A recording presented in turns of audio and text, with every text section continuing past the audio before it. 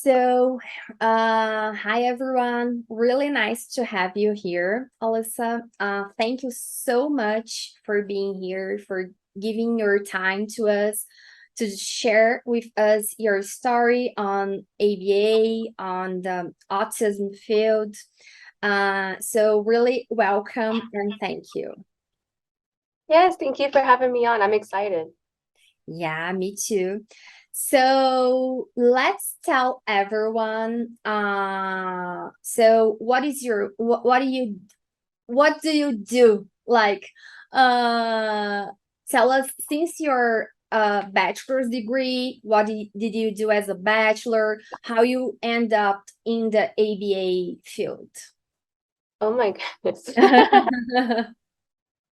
Well, I'm an outlier. I didn't start off in ABA. I have a bachelor's in exercise science from the University of Texas, A&M in San Antonio. And then I got my master's in exercise science at the University of Texas in San Antonio.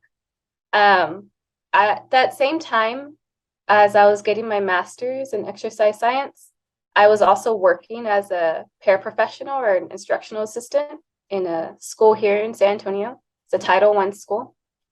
Um, I was working for the little ones, the PPCD class. It's a preschool's class for those who have disabilities, children with disabilities. And when I was working in the class, I got real close with the kids. Everything was fun. I definitely did not want to be a special education teacher because they go through so much.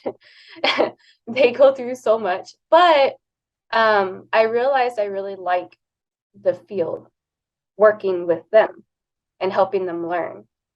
There was an instance that kind of like really changed my trajectory of going from exercise science, trying to be a physical therapist, to maybe doing something with special education. I didn't know what ABA was at the time. I saw a lot of unethical treatments with the children being done by other paraprofessionals. And when I stood up and spoke about it and I documented everything on my journal, nothing was done. And so it really made me upset because it wasn't right.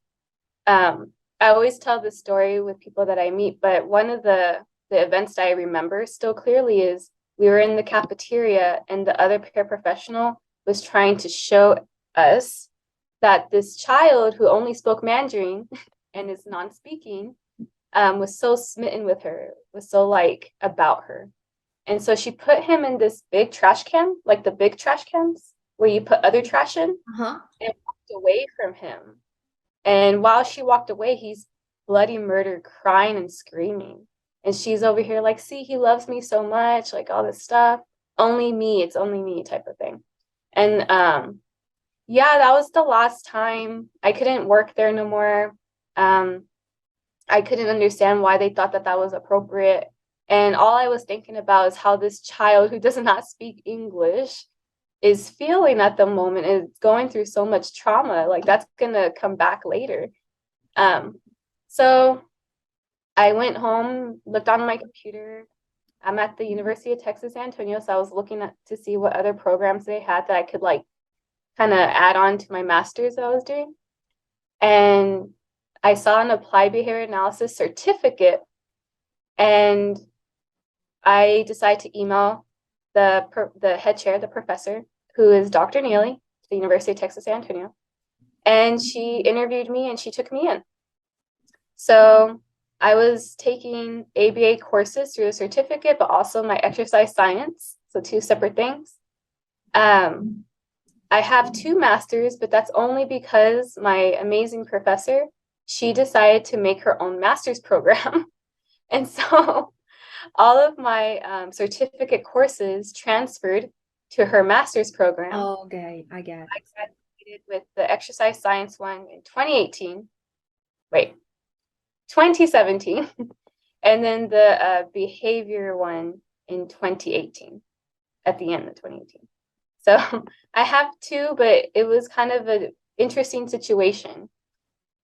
During the time that I was doing my master's with Dr. Neely, first off, she's amazing. She's also a mom. She has, I think, 4 or 5 kids now.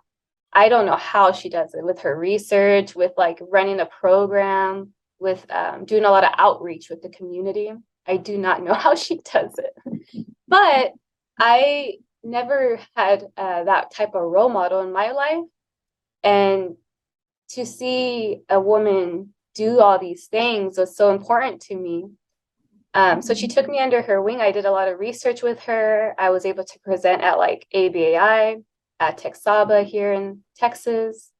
I learned how to develop graphs and learned how to really read these graphs. But at the same time, something I felt like made her different and made my mindset easily able to change when all this information came out recently was she had always told me to follow the child's lead, right? At the time, I wasn't a mom. I didn't have that mentality until maybe 2018 when I had my first daughter. That in order to bond and to help build that relationship with, even if they're a child, but in general, we have to listen and follow their lead and see what they are trying to tell us, regardless if they can't speak to us to tell us.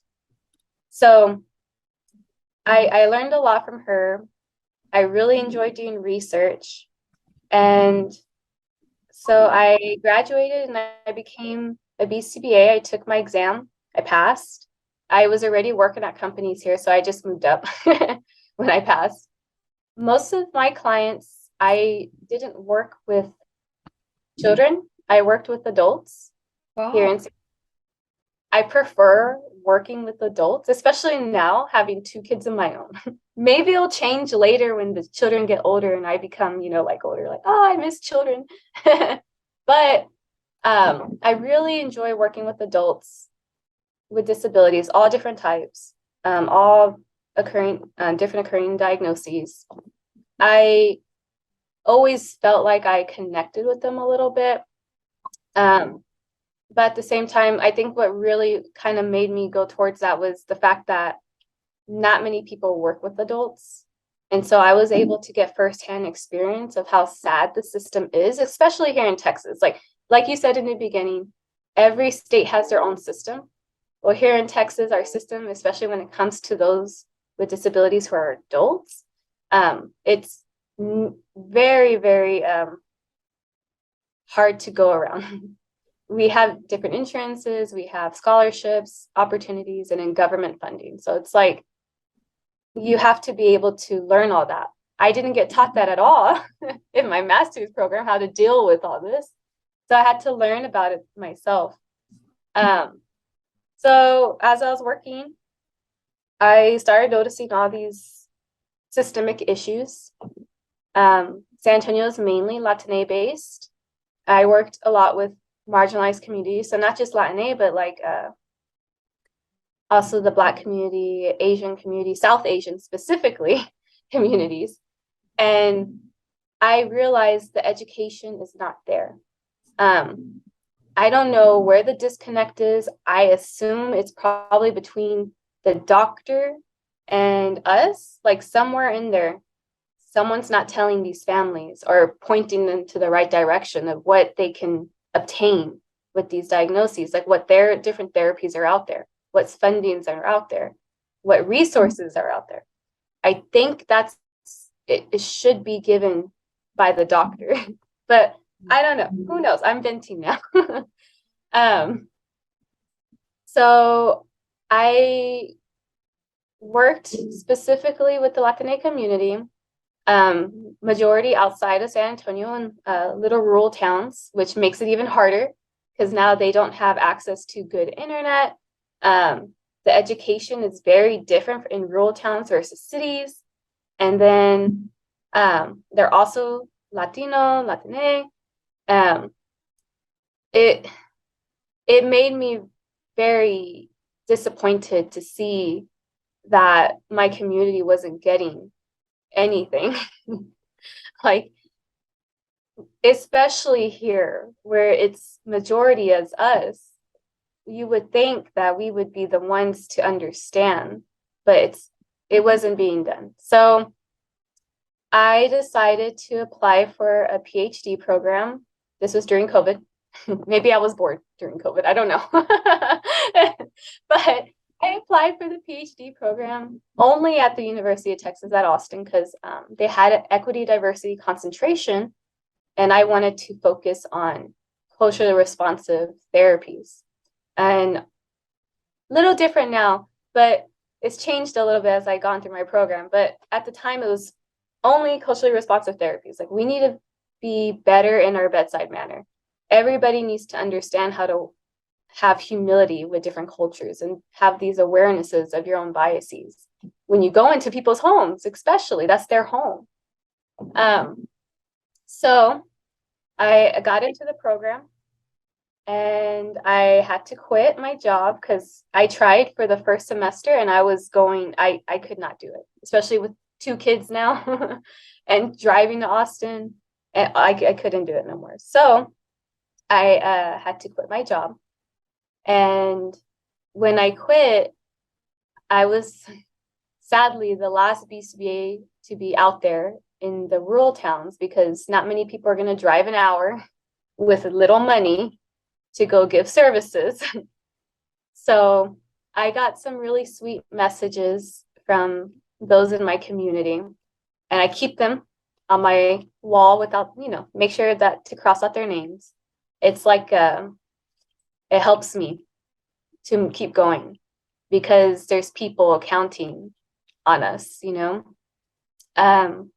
So that's how I got into the PhD program. Now I'm kind of doing things all over. I do my social media stuff. I try to disseminate information that I get from my courses to everybody because I feel like it should be just out there for everybody to read. I work with different people on social media. I do consultation through Mindful Behavior in Action. It's neurodiverse affirming. And I also come in with like a culturally humility lens. And I also am a graduate assistant for undergraduate studies at the UT Austin, which is totally different from special education because it has nothing to do with special education. But it does give you insight on what is lacking with special education, because if it's done in general education, why is it not being done in special education? So that is where I'm at. Wow, that's a lot. You have a lot on your plate. So you were on a job, like in a clinic, like before you quit this job to be at doing consultation and to be at the PhD. You were working on a clinic, like, or an agency, as a BCBA. How was your work there? Oh, okay. So I didn't work at a clinic. I did work at a clinic for my master's program. Okay. And I did, we did field work sites. So I worked at the University of Texas San Antonio's clinic that they had for that university. And then I worked at, let me think of a different place, Autism Treatment Center here in San Antonio. They were connected with UTSA. And then a lot of the other stuff that I did was in-home. So my first BCBA job was in-home therapy. I would go to people's homes and I provide therapy in their homes, and sometimes in the community too. There would be times we drive and we meet up, and like we'll go to SeaWorld or Fiesta, Texas. We have that here. Or even to the mall to help get the socialization skills and the adaptive functional skills for the adults so they can learn to pay. We can help on their social skills, how to like greet the customers, stuff like that. So yeah, it was a lot in home and in the community. Okay. And then it was this job that you said that you had to drive an hour to get, because these people they live it far, Yeah, probably from the center of the city. And then you had to drive, and since it was at home and in the community, you were like you were not on an only place, but in many places through your day. oh yeah, yeah, there was times I would really have to plan out my day.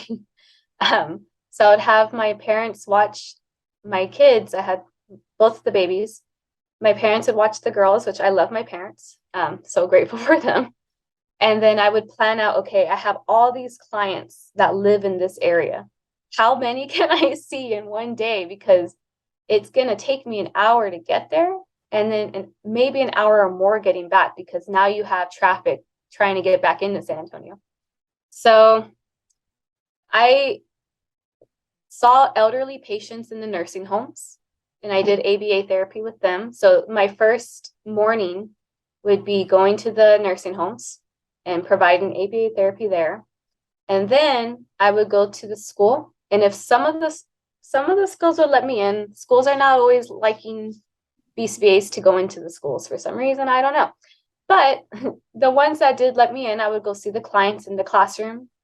I would provide resources to the teachers. And then the clients that I could not see in the school, I would go to their home. And then I would get home probably around 8 at night. Yeah.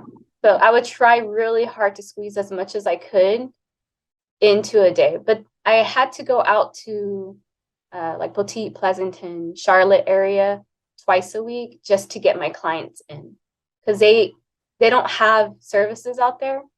So if San Antonio is providing the services, like, okay, cool, but not many BCBAs are going to want to drive out there and barely get paid, and your car wear and tear.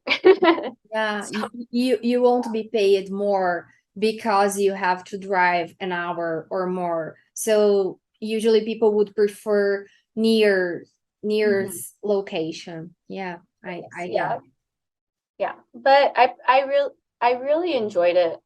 It was different from the city because and this is just my thought process. I think because they know that they didn't have these services, it was like years before they were able to obtain this, they were more willing to just do, right? I barely had any like, what's it called, fighting with the families in general. But at the same time, it made me sad thinking about why they're not advocating. Like, I don't know everything. I thought about it. Well, shoot, they're not fighting me for anything. That's actually really sad, because they don't know what any of this means in order to advocate for themselves. And so I actually got to see that firsthand. The very last session that I had was with a client who we had many discussions, and we found out that the school was not providing what was on the IEP for her son. And so I sat there for like a week looking through the IEP, highlighting, writing notes, and then I transferred all the information I had to the parent, and I was like, this is what you should be getting. It is in it's a policy. You should be getting these things. If they tell you no, you need to fight back. You do not have to sign the IEP. If you sign it, it's in effect, right? So don't sign it until you've read it. If at the time the school didn't want to do a diagnosis, they didn't want to diagnose the child. I think they were trying to get away from diagnosing them, because then you would have to provide a one-on-one. It's like part of the diagnoses to get that. But the IEP session was done through Zoom. We had different people there, the speech, the admin, all these different people, right? And the parent just broke down crying and started yelling at them, and was like, if she pointed at me, said my name, if she wouldn't have came, I would have never known that this was not being done. I trusted y'all, all this other stuff. And so thinking about that, it's not just that family, it's a lot of the families, especially within marginalized communities. They're not being taken seriously, but at the same time, I also think that the community doesn't see themselves as intelligent enough to fight back. right? I think about like my uncles and stuff. If they get told by someone like, hey, we're going to do your house and it's going to be this much money, they're not going to like negotiate. They're just going to take it at face value because, oh, you're the expert, you know. And also, I don't know. I didn't go to school. So it was just a lot. It was a very eye-opening experience. It led me to my PhD program for sure. And I am now happy I'm in my program, but I'm very like tired. I'm very tired. I miss my clients at times. I believe so, because it is a totally different word that you were right now, like different perspectives that you were living through on the PhD and out there on practice.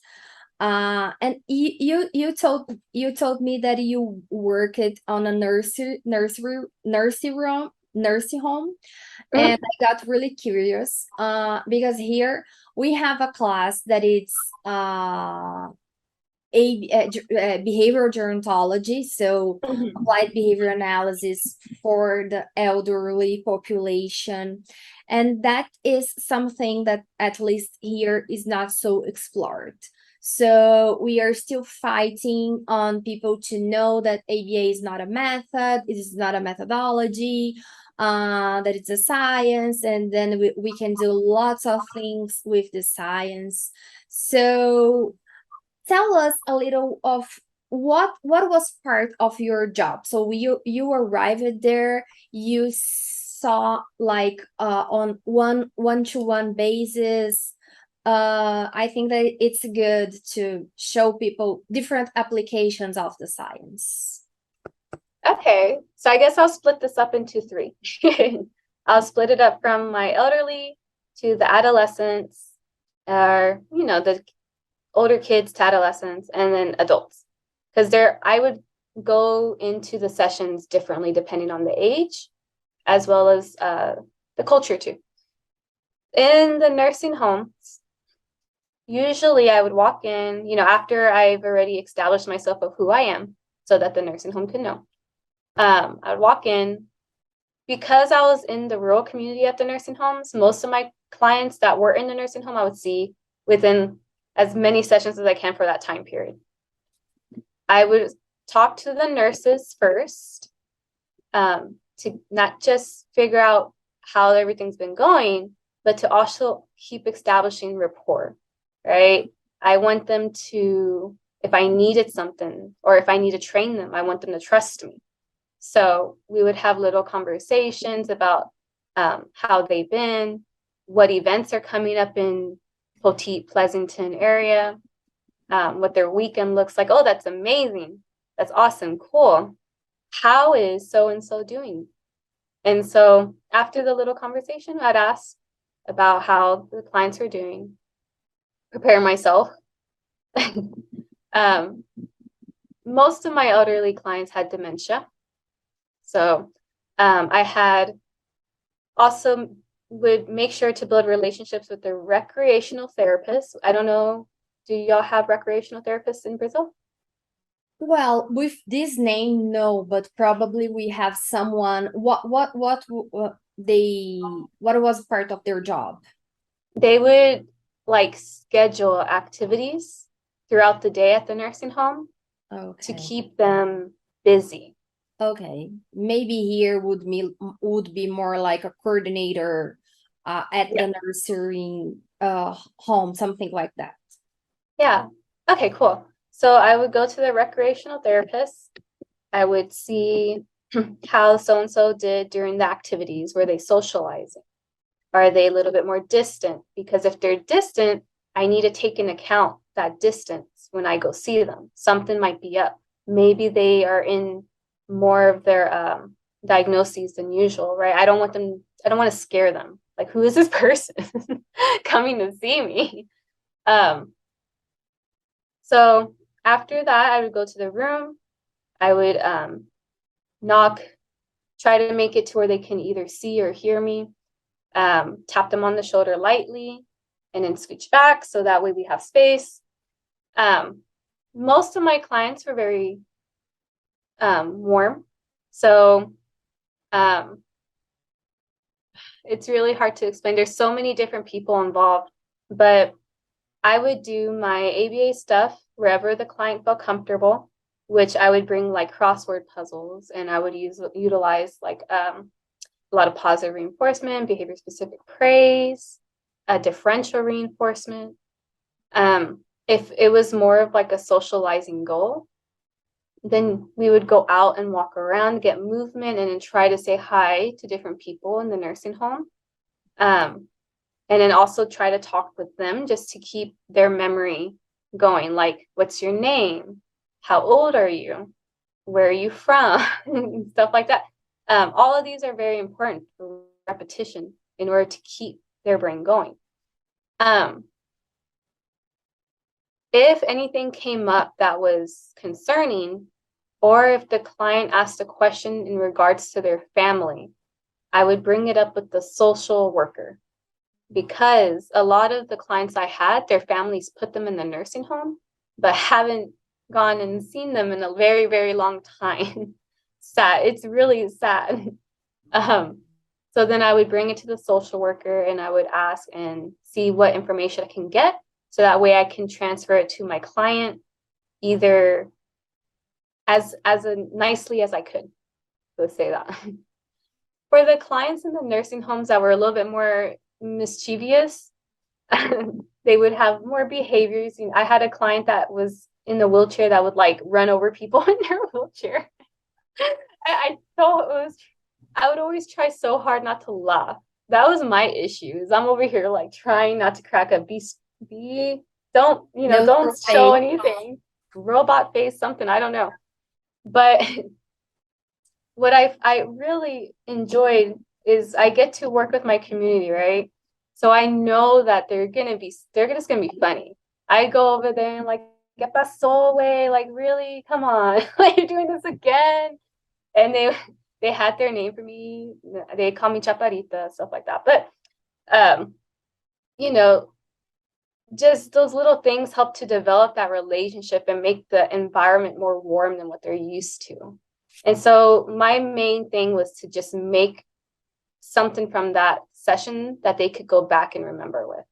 If it was like the getting ran over by the wheelchair, I talked to the nurses and like, okay, well, what do y'all do when he does that? And then they would say something like, we get after him, this, and that. Like, okay. Well, instead of getting after him in the way y'all guys are saying, maybe we could just move out of the way. We don't have to stand there and get ran over. Like, literally just move out of the way and don't say anything, just walk away. Okay. And most of the time for that one, it was that. But that was my elderly stuff.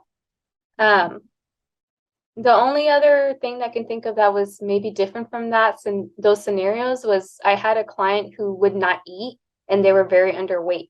So I had to do a lot of research, and we had a prompted schedule of, I would put a timer on for me, not really for them, but for me. So that way I can prompt them to like take a bite if they wanted to, with their consent, of course. I wouldn't force them to take the bite. I would just say, hey, why don't you try to take the bite?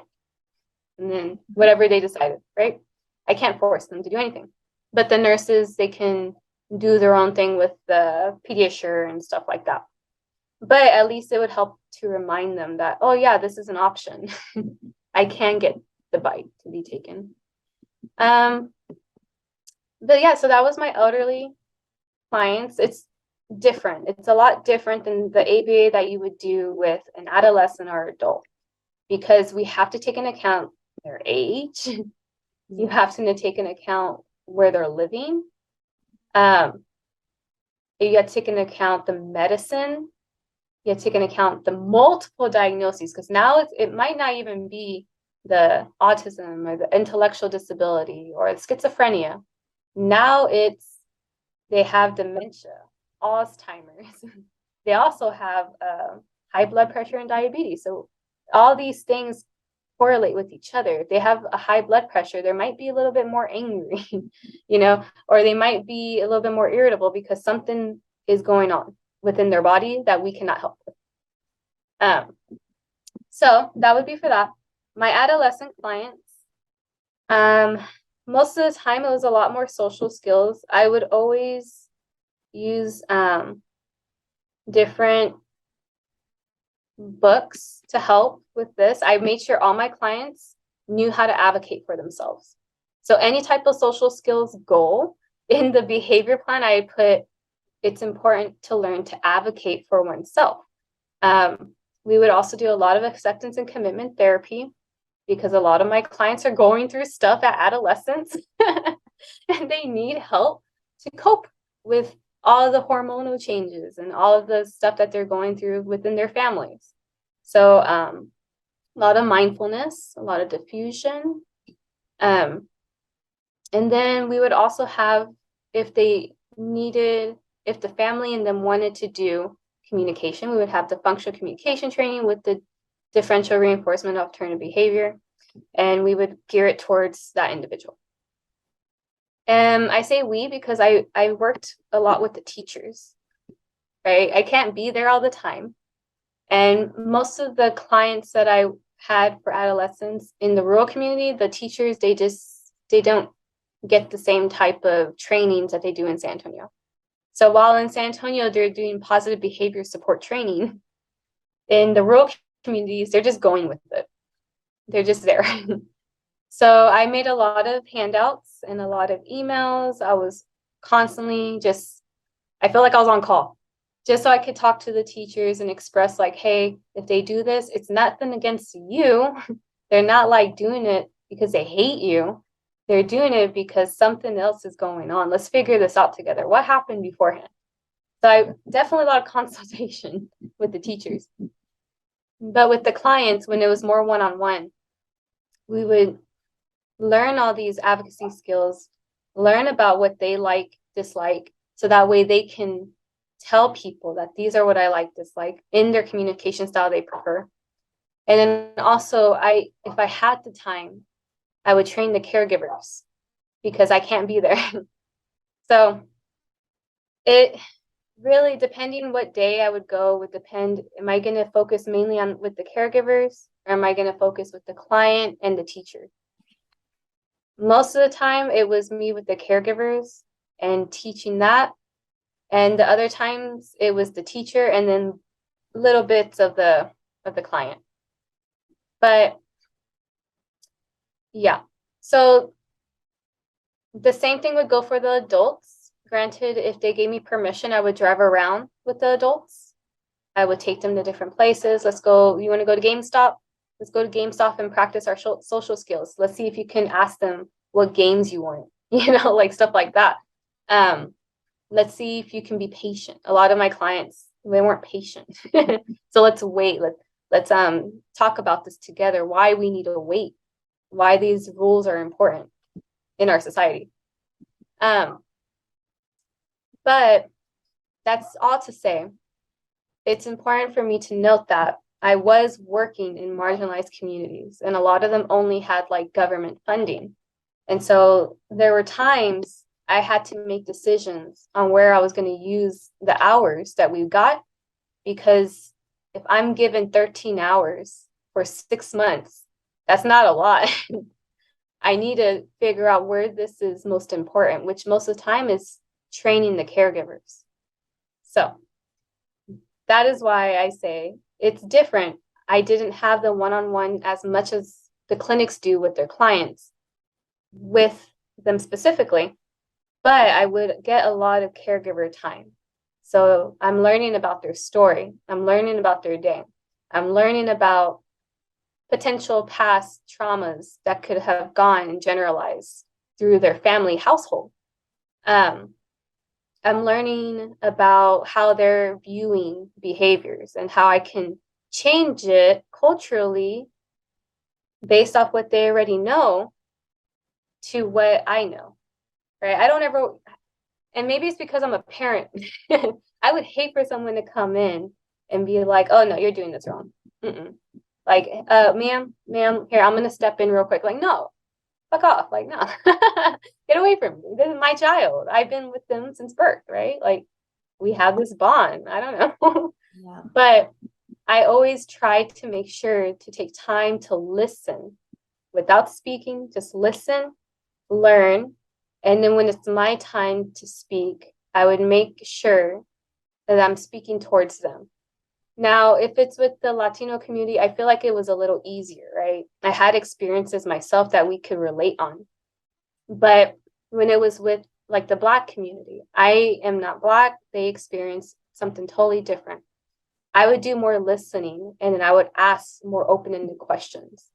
What is it I can do to help support you and your family? What type of goals are you looking for your child?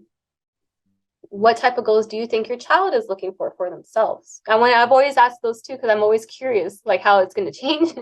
And then of course I ask the client too, and it's always different. They're never on the same page. But it's interesting to ask all these questions because every question leads to a new story.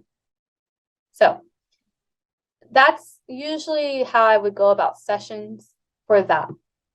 If it was, I also did crisis. I didn't say anything about that. I'm sorry. I did crisis.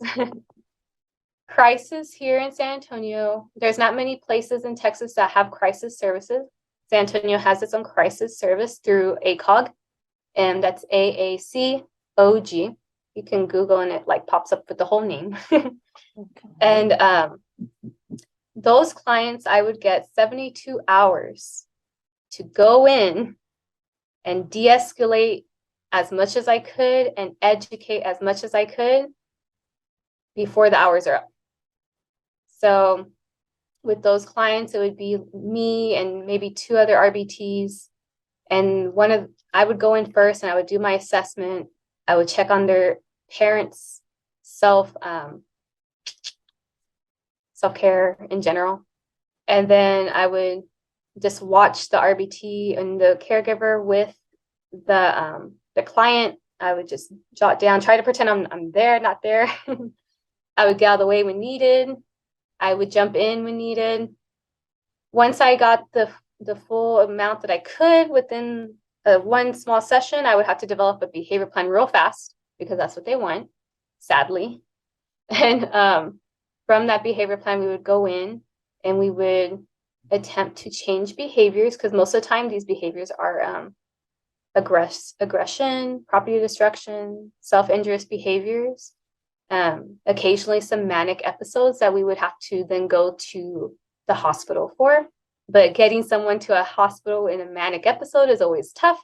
So we would have to kind of just go with it. You had to be very versatile in the moment, right? All the stuff they teach you in school, you got to improvise. So that is to say, once those 72 hours are up, it's a lot more caregiver training within the 72 hours, because then we have to leave. Someone else is being called in for crisis. That section, totally different than the other section. Behaviors are very different. You get more of the mental health diagnoses mixed with the intellectual diagnoses, and those two, sometimes they clash. So you got to figure it out. The other side, it is more the intellectual diagnoses with, occasional anxiety, mental health type of stuff, but it's not in the same way as where it was schizophrenia and manic episodes with autism, with ADHD, all this other stuff. So yeah, so that's about everything I can think of. Very different from doing incidental teaching in a clinic with small children. Yeah, I get that, but so good to working on different perspectives on different things, like for your learning, for your life, like it's great, like it's an amazing opportunity. And I got curious, why did you go to do a PhD? Because from the point that I know, talking to Americans, usually when you go to do a PhD, it's because you were more interested on pursuing an academic career or a research career. So how this was for you? So I've learned recently, because I thought it was all just research too. and wanting to be a professor. But there's also a lot of policymakers, right? Okay. You have to continue going, and you have to learn how to write research, but geared towards policy in order to change policies. I've recently just learned that. In the beginning, though, it was to change the system and to help educate RBTs and BCBAs better, because the stuff that I was seeing, besides maybe in like within my small bubble, there wasn't many people who was really being progressive, right? They say, oh, we're doing progressive stuff, we're doing this, we're doing that. Okay, you're not listening to the voices. You're not actively on Facebook and reading what they're telling you and changing to try to be progressive. Okay, y'all guys are just continuing what you're doing. And at times it felt more of like, especially with those that were in power, like the directors and stuff like that, that these families are more they were just a number. That was it. They were just an hour. They're just one pay. Okay. And so I got very upset, right? In my master's program, like I said, they don't teach you the insurance stuff. They don't teach you the background information. When I got into the job with the adults and I started working with particularly the crisis program, I learned a lot about what was going on behind the scenes. For instance, I give you an example. Here in Texas, they have something called a diversion slot. There's 1,200 of these slots. There's a wait list for these slots. Not many people get this slot. The slot is like you get free therapy for life type of thing. Okay. Not many people know about it. And the people who are on the wait list, they've been on the wait list so long that they are no longer here with us. Wow. They passed away. And so, and I've always thought that was, one, really messed up, but two, some of the stuff I was told as well is like, well, how do you get on the wait list for that diversion slot? Well, you got to have police calls. You have to have crisis. You have to have all this other stuff. And the police calls one really, like, I focused in on that. Like, who's going to want to call the police on their child when the police are not even trained? Like, no, just to get on the wait list. Sorry, excuse me. But some of those things, it really got to me, because I would go out to these families' homes, and a home's a home to me. But to some other of the BCBAs, it'd be like, oh, you need to be careful. It's a bad neighborhood. Like, why you say it's a bad neighborhood? And I go over there, oh, it just looks like a normal neighborhood. Like, it looks like my grandparents' house, you know, like, it's not a bad, the west side, that's not bad. Like, I grew up on the west side. Like, okay. But it's all these different things put together. The lack of hours that my clients were getting that just happened to be marginalized. The lack of information to join these wait lists for more services, for more help in marginalized communities. The lack of respect from other BCBAs when going into another person's community and their home. No, like, there a lot of training that needed to be done, but it's not stuff that we were given in our program, right? Some of the courses I take now in my PhD, every now and then I'll go to like the social work or the sociology stuff. Like, man, they're doing cultural stuff here. Like, this is great. Or they're learning about broader systems, broader human systems. That's amazing. That's good. How come we're not being taught this in our program? Like, you would think that it would be important to teach people who are going to work with other people how to go about those relationships. Like, it. So my main goal was, okay, come get my PhD program in equity and diversity, because that's what I want to focus on. And then do research, stuff like that, yeah. But eventually, maybe go to a university and develop my own program, or come back to San Antonio with my professor that I, learned a lot from, and maybe she hired me so I can help develop her program into something that can really help RBTs and BCBAs. So that way it can help in general our clients. We're doing a disservice if we're not being trained properly. Yeah, and then all starts in the training. Yeah, it does. It all starts with the training. I will ask just 1 second to close my door because my son entered here and he opened the door. So I will just close the door. Just 1 second. Ready. It's because at this time he starts doing his programs and his activities with one of our RBTs. Here we don't call RBT, but she does this kind of work, just for you to know it. So she just arrived and she's with us for a long time. And we are Latinos, so we are different. Yeah. You get that. So she's like with us for a long period, and she just arrived, and my husband was talking to her. So sorry about that. Sometimes he comes here to go to my bathroom, but he has his own, but he needs to come here and uses my bathroom. And what mom has, for sure. Yeah, you got me.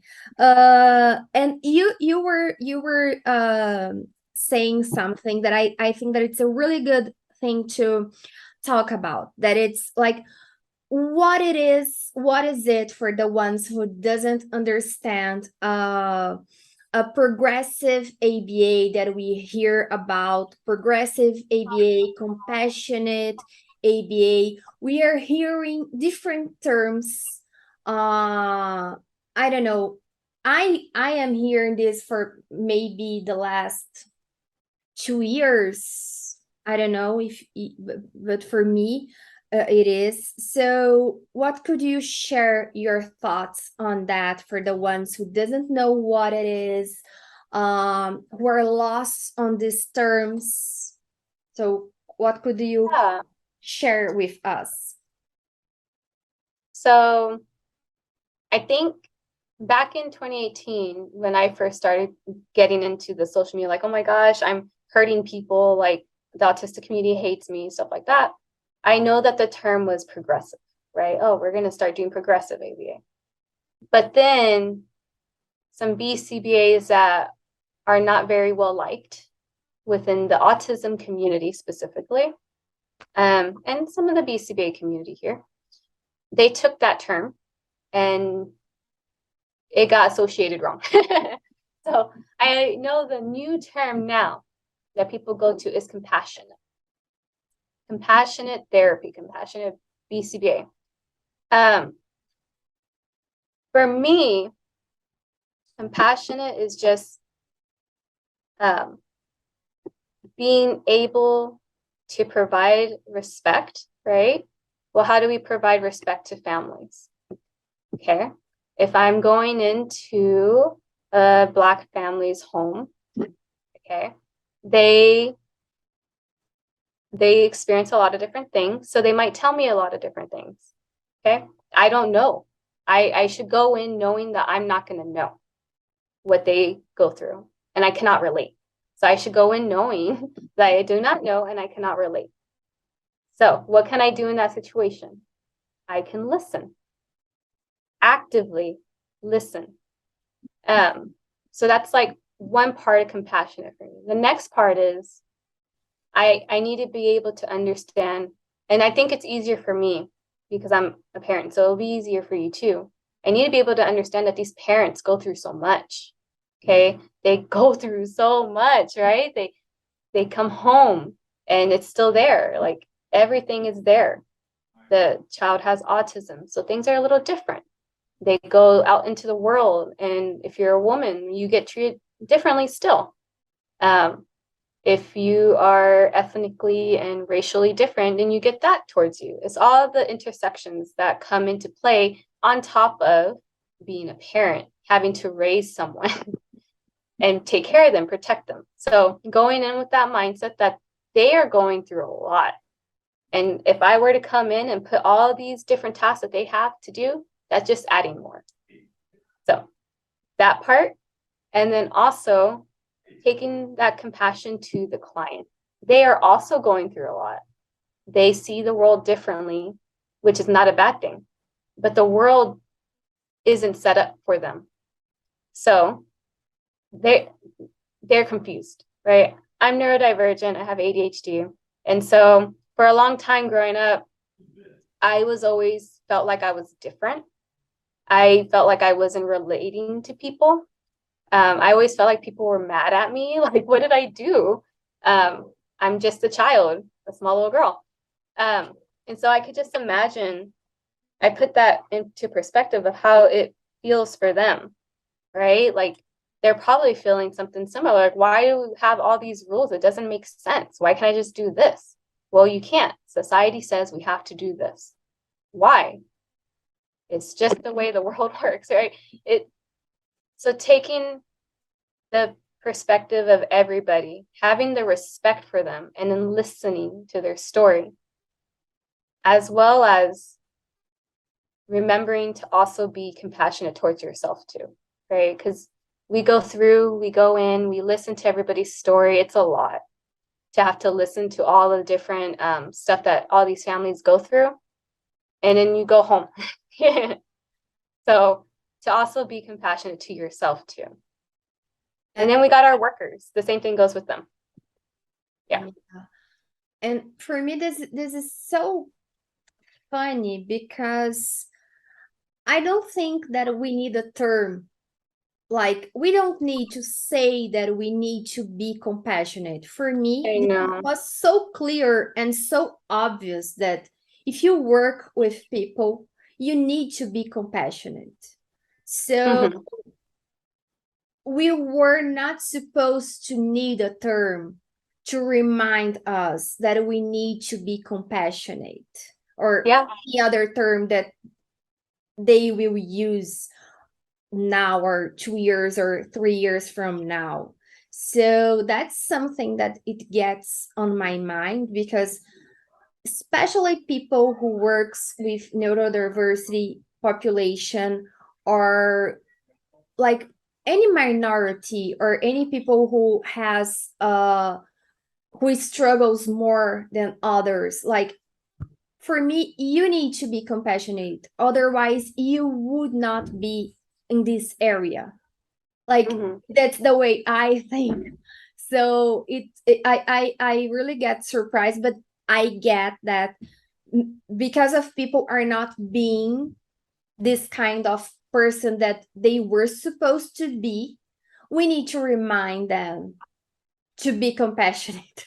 Yeah, I thought about this a lot.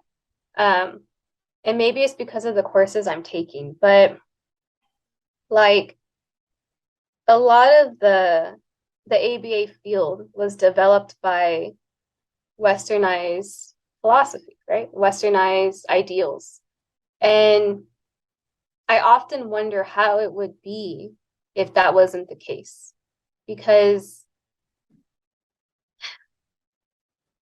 in general, Western ideals seem to be a little bit more cold, right? It takes away from the stories of the people. It takes away from people being looked at humans, right? We're looking now at you as a scientific experiment, and that shouldn't be the case. When I was in my master's program, and though I do think I was in a good master's program, I had to work with different people. And one of the people I worked with was very, had an on and off switch. Very loud, fun, but then when it came to therapy, robotic. Nothing. A lot of plan ignoring. A lot of just. And so because I was around her all the time, I started feeling like I was picking up on that. There was actually a point that I was talking to my friend, and I was like, I think I don't care about this no more. Like, why am I feeling like if someone's crying, I should feel something? I wasn't feeling anything no more. And so for a lot of people, especially I think the older generation of BCBAs who had to go through programs that were more like that, they come out like that. They forget about that. They forget to look at a human as a human. They forget to think that people, yes, all these stuff go together. We can understand a person's behavior based off A, B, C. But at the same time, there's all this complex stuff that we don't understand, which is amazing.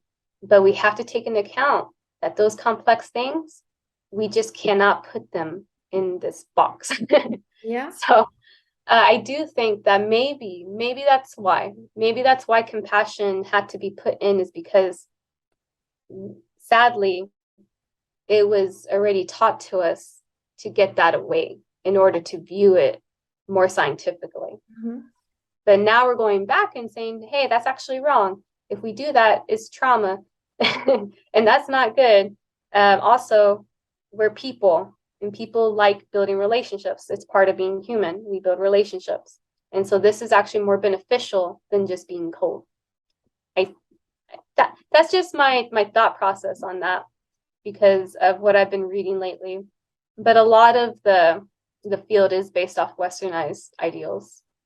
Yeah, no, I love it. You are totally right, because and that's the thing that connects with your desire on being on a PhD, because then you can you are on a place more suitable to create the next generation to be compassionate.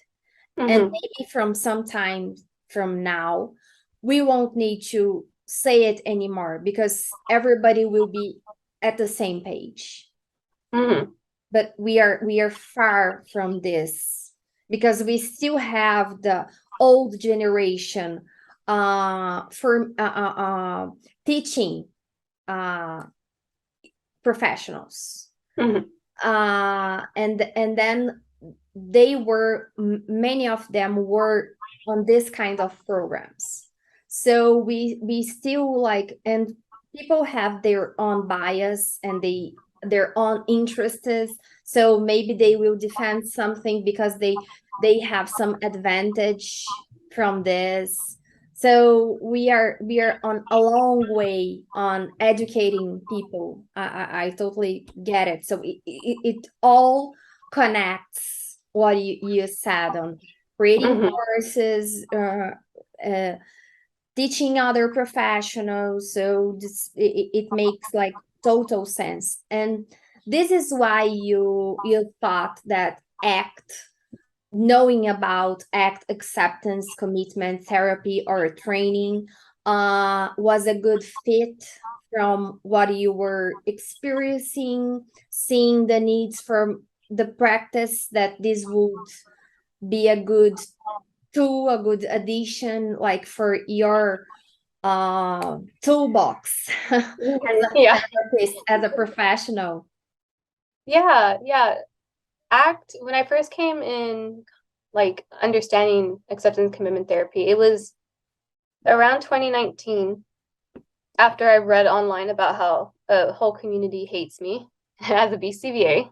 I had to learn a lot. I had to learn a lot about myself. I talked a lot with the community, and they took me in and really taught me a lot about autism and neurodivergence in general. But I like to listen to those stories and put it onto myself in a way. It kind of is how I relate to people. I think, okay, well, what if this happened to me? What would I want to work? Hi.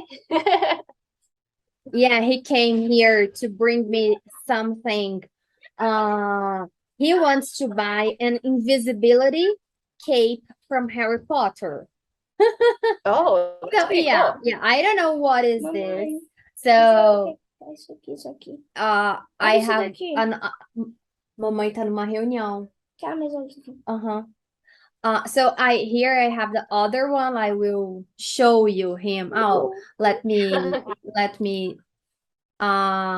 get this filter off, and then he can say Hi. Here it is. Oh, hi. This is Benicio. Say hi. You know how to Hi. say it. He studies English, so he knows. Agora a mamãe não pode, Bye-bye. tá? Bye-bye. Tá, então leva pro papai. Bye-bye. Não, bye-bye. Ah, bye-bye. Ok, bye-bye. So cute. Oh. Oh, tá bom, ok. Okay. They are calmer, maybe because today is Friday, so they are more excited about.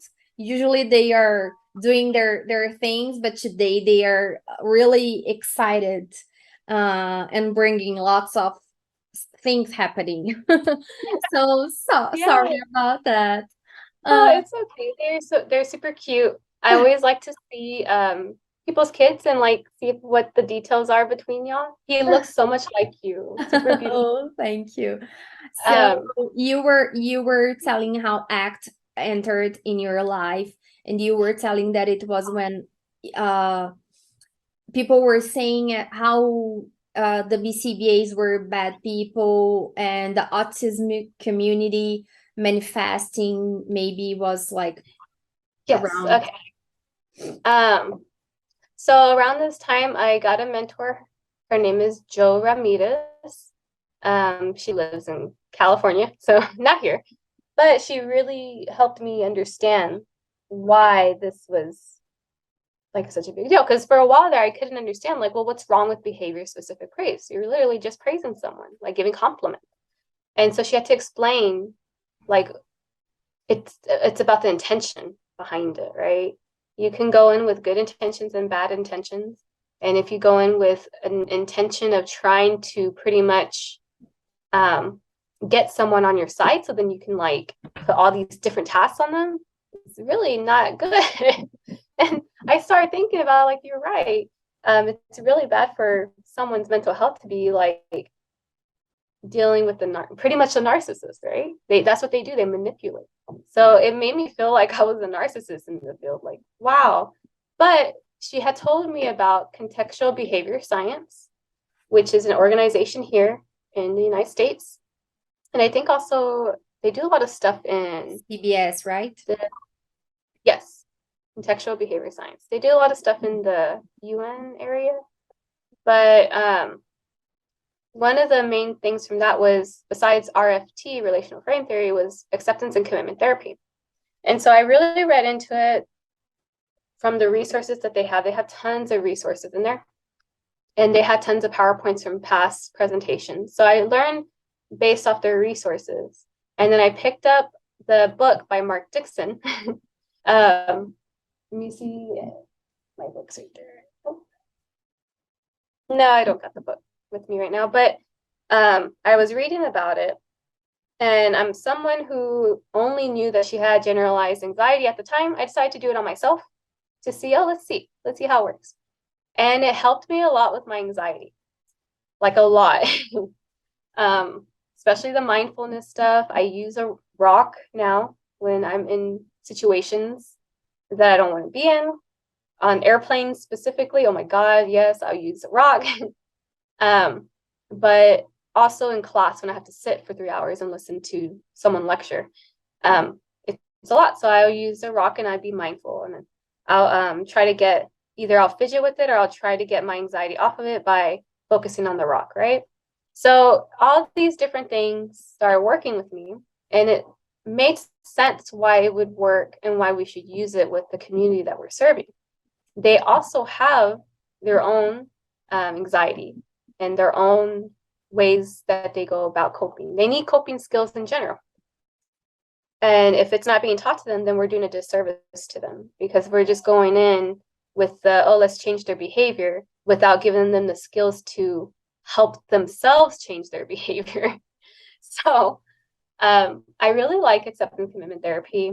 I at times wish that there was like a certificate, because you do get people who say that they do acceptance commitment therapy, but they don't do it. We'll see what happens in the future. But Yeah, so that really helped. Relational frame theory is another thing that I know a lot of people will use as well. To me, it's a little bit more confusing. I haven't dived in deep enough for that. But it kind of goes with that stimulus equivalence equation stuff. So that's Yeah. how I remember it. Like it related to that for me. But yeah, so that's how I got into acceptance commitment therapy. Great. And just for us to go finishing, because I want to let you go. I know you have a lot. But tell us about your work on mindful behavior that you said that you do some consultations. So who are this consultation for? What do you do in these consultations? Yeah, so I just started with them, but I've talked to them since 2018 when I found out about all this stuff. And so I've been in connection with them for a very long time. Everybody in the company is neurodiverse affirming. We all go into our sessions with that mindset. We're also all neurodivergent. I have ADHD, other people could have autism. We just all have our own little stuff going on. For me specifically, I do case consultation. So if you have a tough case, and let's say you are working with an adult, but you never work with adults and you're trying to figure out what to do, you can come set up a case consultation with me and I'll help as much as I can. I have a lot of resources too that are mine that I can like give to as well in case it's needed. Some people like examples. I like examples, so I give a lot of examples. I do supervision. I am a supervisor, so I can do supervision, individualized supervision, and then the company itself, we do group supervision. So you can get your hours. I also do mentorship. It was for me really hard to find a mentor that was woman of color, specific like Latina mentors in general. So most of my mentors I met on social media and I would like to give back so I can also help other people who are looking for a mentor who is maybe from the same community as them. And then I also, I forgot the other service. I think that's it. Yeah, no, that's it. But everything that I do comes with that compassionate lens, comes with the storytelling lens, the cultural humility, culturally awareness, and how to become culturally responsive lens. There's no guideline for doing that too much yet. I know Dr. Jimenez has kind of given some suggestions, but there's no like actual check off the list guideline because that would be really cold. You can't do it. Sometimes you have to improvise, right? Yeah, that's So all the purpose at all, like to yeah, individualize it, eyes, and so have a checklist would be impossible. it would. I thought about it like that would be really hard to do. Another thing, I know it's not really talked about on their stuff, but for me, social validity is very important. I feel like we have done a disservice in our field, not focusing on that. So making sure that we are being Tell socially people, valid. sorry, what it is, socially validity, like just for people who doesn't know what it is, because like it's important not just if you are a behavior analyst, but if you are a professional, it's something important to incorporate. Oh, my computer might die, so I might have to jump in on my phone. But so social validity is under the dimension of applied for behavior analysis, which is under the Wolf article for 1976, Wolf 1976. It's under the dimension applied. Social validity is supposed to be done as a way to make sure that your goals meet the social expectations of the client, right? So if you have someone who is, and I'm going to use Latino, family values might be very important. So maybe the goals need to have some form of family integration into it, right? So we need to make sure that we ask these questions that would make the goals socially valid. That way, we are making the goals towards them, more individualized towards them. So just to kind of go more in depth, because I know that there's a lot of CEUs on it. Social validity and culturally responsive kind of go together, right? Social validity is supposed to be. I'm sorry. I saw that you went down. Like, no, it died. I need to get a new battery for my computer. It's been dying a lot. So what people have been doing lately is we've been kind of pushing the cultural responsiveness because it relates to social validity. Social validity is supposed to be more on a societal level of what's socially valid within that society. Culturally responsiveness is how you can respond to someone's culture in relation to that person's society. So society is different than culture, but they go together in a way. But yeah, so people, there's a book, it's called the Multiculturalism book. If you put in Amazon and put multiculturalism ABA, it'll pop up. It's a blue book. And I think it's chapter 2 or 3. There is the chapter is pretty much on how we are not doing enough social validity questionnaires in research. And it kind of shows in the data format how it looks. Usually people will do it as like, are these goals socially valid? Are these goals what the family wants? Like, something like that, which is cool. But like, if you're telling a family to answer these questions, most of the time the family is just going to answer yes. Like, okay, I agree with these goals, right? In reality, it's supposed to be more like open-ended, like, are these goals in relation to what you want for your child? Are these goals culturally responsive? And of course, you go over the terms with them for your family. Are these goals something that you agree with? And it could be for the parent, and then you could have one for the adult. Are these goals something that you agree with, adult? But pretty much, yeah, it's just to make sure it's a questionnaire that people are supposed to be doing in research and the interview portion before you even go do your therapy, to make sure that the goals that you're providing are relevant to the client. Yeah.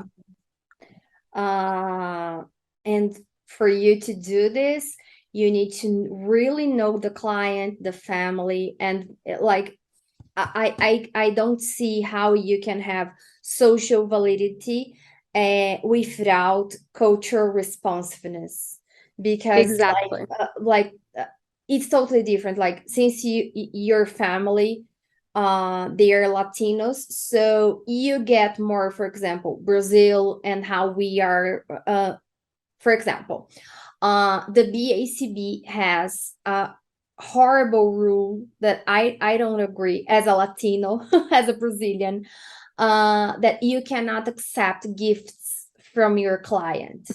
Like, now you can accept, and it needs to be like $10. I don't remember, something like that. They change it. Like, and Latinos, they will like to give a present for your RBT or BCBA as a sign of gratitude, not to give you, like, I don't know, put more billable hours. I don't know, because who will be like gaining these hours would not be the family. Like, it does not make sense on our system and how our culture works. Like, it would be really impolite to not accept a gift, because here people, they send gifts for the teachers, for the schools. They offer you a coffee, a cup of coffee, a cake that they just have cooked, and if you don't accept that, that is rude. So that's why so you get that. So yeah. When I was pregnant and I was working still, the families I worked with always give me food. Like, here, Miss Alyssa, here's a taquito. Here, Miss Alyssa, here's some fun. Here's a concha. And I'm like, yes, I really want it, but they told me I can't have it. What ended up happening was I still took it because I was hungry. You know, I'm pregnant. Like, I want food. But it was really sad that I felt so wrong about that. Yeah. I know that they have the $10 thing now. I still think, like you said, it's really dumb.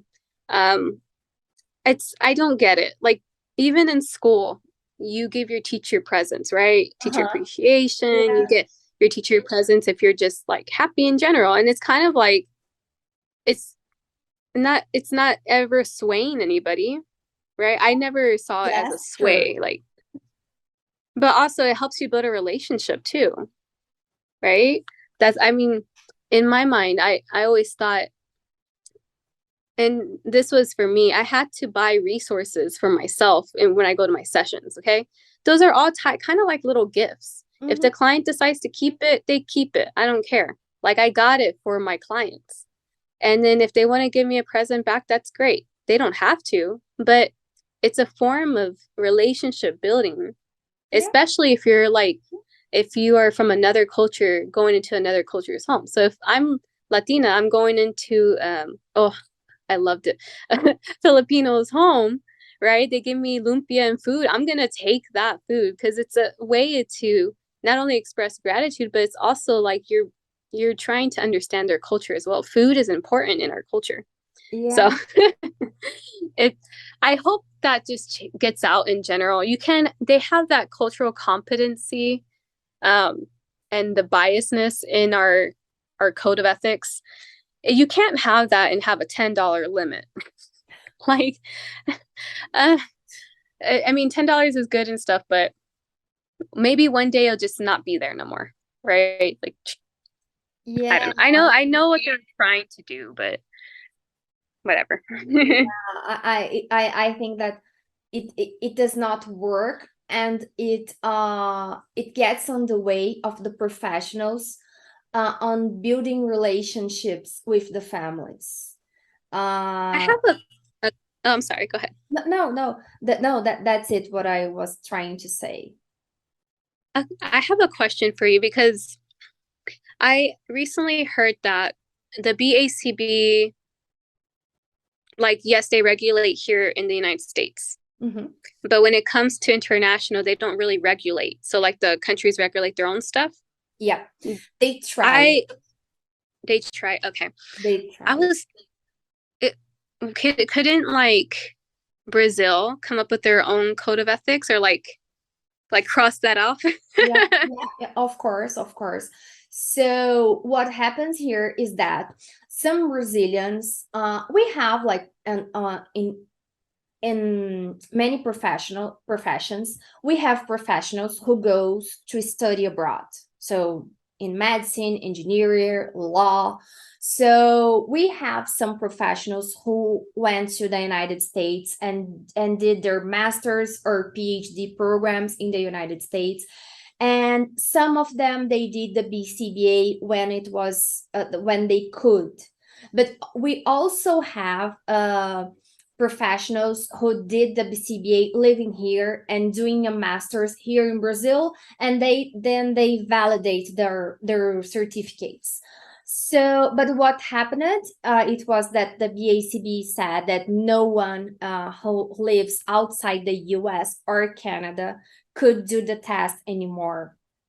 So, for me, for the way that I see things, this was a great thing, because what started to happen here, it was that I am a BCBA and you are not. I am a better professional than you are because you have the BCBA and I don't. So, and we know that this is not a guarantee of a good service being provided. So the BACB and all the supervision system, we don't have this in any profession. It is good to have supervision, but our system is totally different. So it does not apply So we don't have this in any other profession. We won't have like a profession that it says that only in a master's degree basis the professional could be one. So we won't have that, because we have less master's degree programs. We don't have spots for everyone. So there is a limited spots on masters and PhDs and doctoral programs. So if everyone wants to do it, we don't have enough spots for everyone.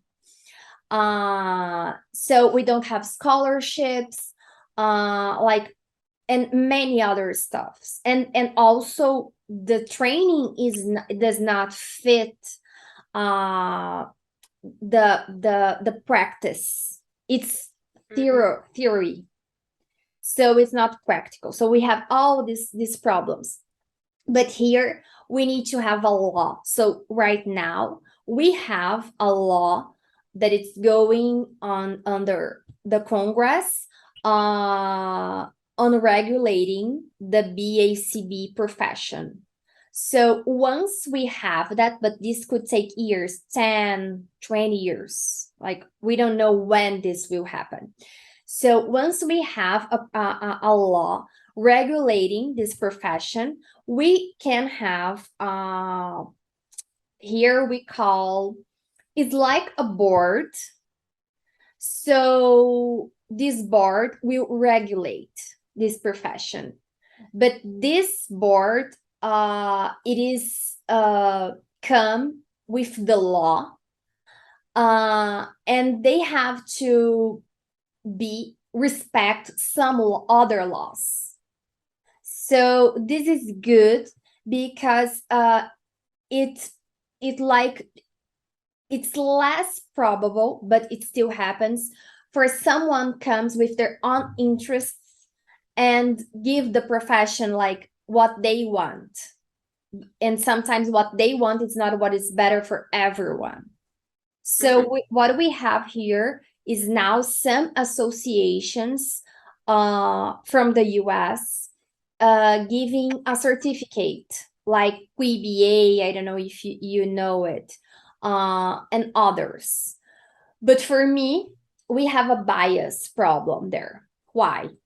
Because we have people on the board of directors of these associations, and they are also the people who are giving courses, who are training the ones to do the test.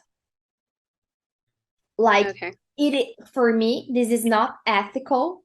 Morally, is not a good thing, because if you are on one board of associations, you cannot be involved on selling courses or preparing people to do the task that you are on the board that do the exam. So like for me, like I don't like this kind of relationship. So and we are more worried on preparing good therapists or preparing people to do a test, because a test won't say it that you are a good professional. It takes more than that. Yeah, I agree with that so much, because there's been people that I'm like, like they passed their test, but man, it takes more than a test. I would not. It does. It really does. And there's some people who are really good test takers, right? And then there's people who just don't do very well on tests. And those people who don't do very well on tests can be the best therapists. And I don't know what is another way to go about that. But I've always felt like I wish there was an alternative way, because we could have more therapists coming in, and then these other therapists who are good therapists can help outweigh the ones that just take the test and pass. Yeah. But wow, that's great. I didn't know all that. Wow. Okay. Yeah, there's a lot of stuff going on right now. I know, like, even the BACB, they don't let people take exams in Spanish. Really? And so Like I don't know. I need to make I was gonna double check on that first, but someone had told me recently that maybe. exams only in English. Yeah. Yeah. So they're making it harder, I guess, to take these exams or get more people to come be BCBAs. But I've always thought it would be cool for each country to have their own board, to have their own system, to have their own policies. But what you said at the end, that kind of sad to have these people do that.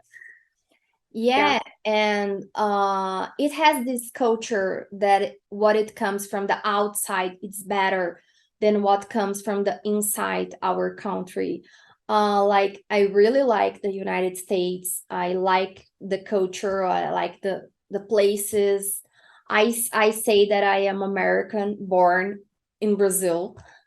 Because I really like the lifestyle. I really connect with many things of the United States, but I know and I respect how things are in my country. So I know that I can't bring something that it works in the United States because of all the environment that we have in the United States. But here we have a different environment, different laws, different culture. So we need to adapt.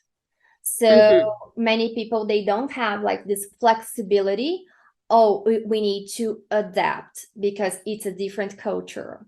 So that's a huge thing when you learn something new and you need to see if it fits, like, because you read an article and then you want to apply those articles in your practice. Like, okay, we need to be science-based. Okay, that's great.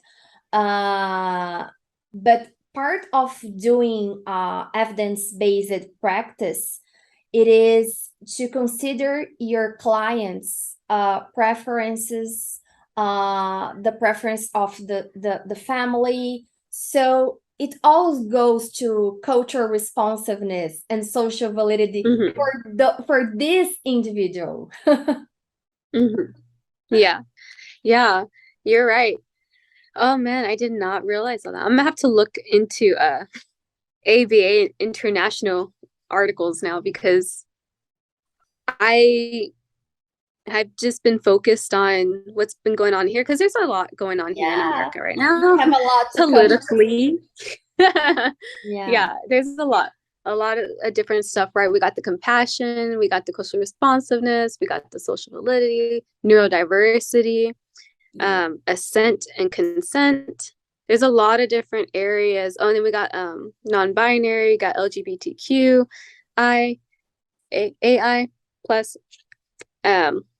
I think I said the last two backwards, but I'm so sorry.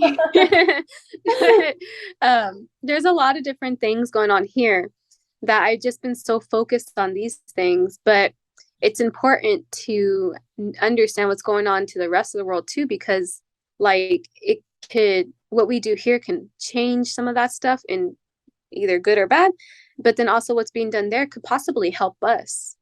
That's how the class that I'm taking, the one I talked about in the beginning, we've been learning all about inclusion with the UN and what the word means and how every country focuses on inclusion differently. And some of the stuff that other countries do, I feel like it's better than what we do here in regards to inclusion. I agree with you. Like, when I was in the United States, I went to the United States in December and I stayed until February. We stayed 40 days there. And we are traveling and we went to Disney. And some things really caught my mind because here, if you have an elderly person or someone with a disability, you have a preferential line. And at Disney, the monorail, I don't know, you probably already went there, but the monorail wasn't working, and we were with just the boat working, and it was a Friday night, so the park was full, and it had a big line, and at this line you have many disability persons, people, elderly in a wheelchair and things like that, and they did not have a preferential line. So these people was supposed to go first in the line. And so here we have laws for preferential line and many things that we are like Brazil. I say that we are really good at making laws, but we are not so good on applying those laws and make sure that they are really happening. So this really caught my attention on inclusion and preferential treatment from the ones who really needs. So I just some thoughts that I had while I was. Yeah, no, it's very different, but we can all learn from each other for sure. I am curious now on ABA internationally. I know I do have some people in South Korea that I talk to. And I know that it's getting better, but they're always talking about how it's still not like what we have here, kind of like what you were saying. But I'm curious to see how they're going to integrate applied behavior analysis to fit their society and their culture. It'd be so interesting to see all these different things happening, because maybe then we can take from that a little bit to help better our field here. But yeah. That would be like really good. That it's a lot to cover, a lot to think, a lot to reflect on. So it was like so nice chatting with you. I hope that we can have other experience on chatting more and having this share. I totally, once I go to Texas, I hope that I have the opportunity to go someday.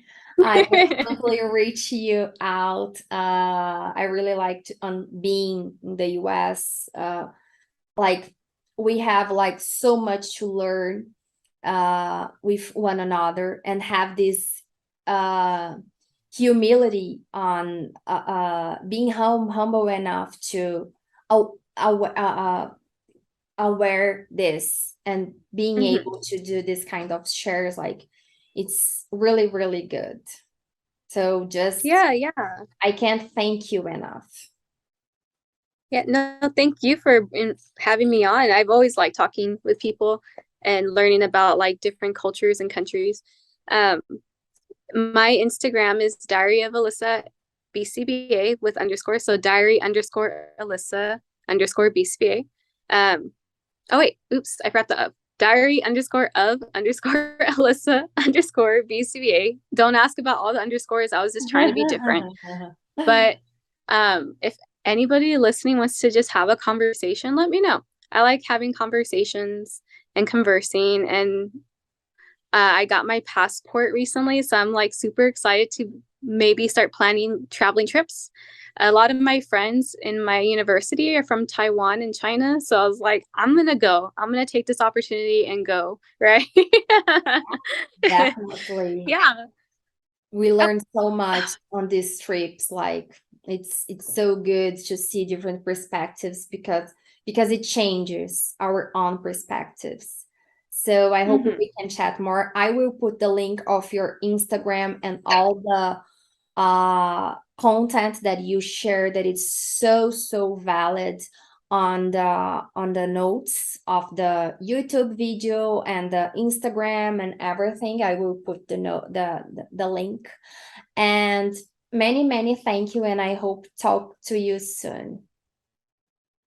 Yes, bye. Bye. Thank you.